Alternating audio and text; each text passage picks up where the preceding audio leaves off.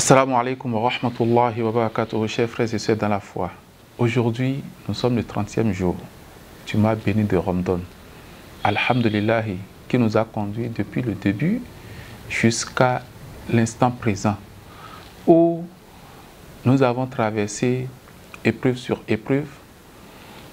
Beaucoup ont commencé avec nous, n'ont pas eu la chance de finir. Beaucoup ont fini, mais n'auront aussi pas la chance de faire un autre Ramadan. Alhamdulillah, nous sommes à la fin. Nous prions Allah subhanahu wa ta'ala de nous accorder la longévité afin que nous vivions des dizaines d'autres mois bénis de Ramadan sur terre. Mais c'est une invocation qui va s'exaucer sur certains et ne va pas l'être sur d'autres.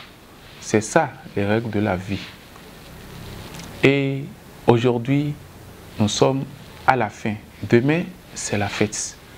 Chers frères et sœurs en Allah, nous voudrions juste tirer par cette courte vidéo l'attention de chacun sur toute l'énergie positive que nous avons accumulée courant ce mois béni de Ramadan.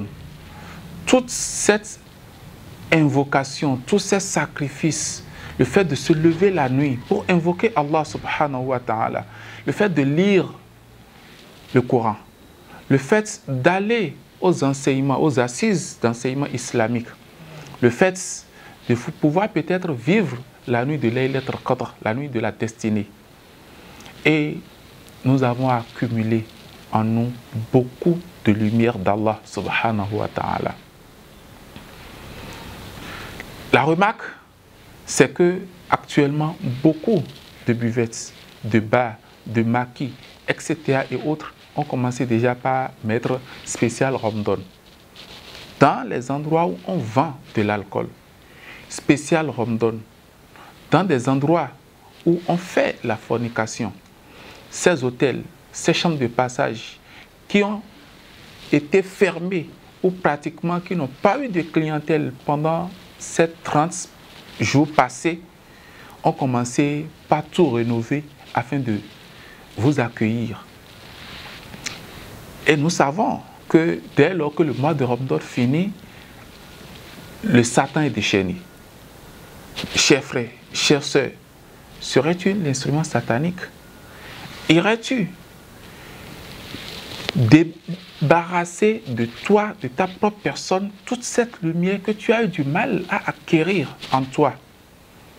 Accepterais-tu que le diable te conduise à aller dans l'alcool, à aller dans la fornication, dans l'adultère? Combien sommes-nous à mettre de côté l'adultère, la fornication dès l'avant Ramadan? Et aujourd'hui, nous avons déjà fait nos divers plans. Nous avons déjà fait nos divers plans pour pouvoir replonger nos personnes dans ces bassesses.